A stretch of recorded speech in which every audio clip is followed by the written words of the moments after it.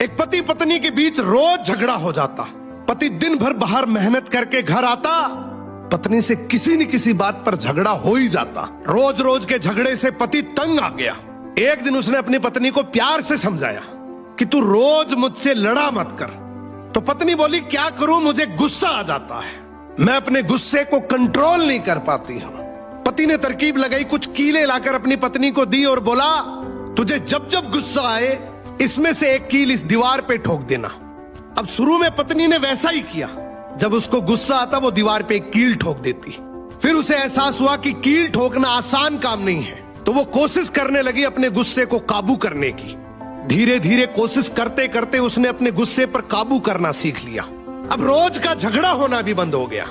फिर एक दिन पति ने कहा कि अब जब भी लगे कि गुस्सा शांत हो गया है तो दीवार में से एक एक करके कील निकाल देना। पत्नी ने फिर वैसा ही किया।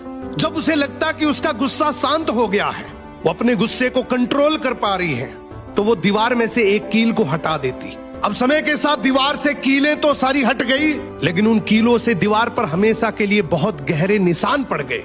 अब उस पति ने अपनी पत्नी को जो समझाया वो हमारी जिंदगी में बहुत काम आएगा। पति ने कहा कि बिल्कुल ऐसे ही गुस्से में जब हम किसी के दिल को चोट पहुंचाते हैं, अपने शब्दों से, अपने लहजे से, अपनी प्रतिक्रिया से, चीखते हैं, चिल्लाते हैं, अपशब्द बोलते हैं, कड़वे शब्द बोलते हैं, तो उनके दिल पर भी इतने गहरे निशान पड़ जाते हैं। उसके बाद हम कितनी भी बार माफी मांग ले, वो निशान नहीं मिटते। गुस्सा आना नैसर्गिक है, नेचुरल है, ये पार्ट ऑफ लाइफ है। लेकिन इस गुस्से को कंट्रोल करना, इसको काबू करना, एक आर्ट ऑफ लाइफ है, एक कला है।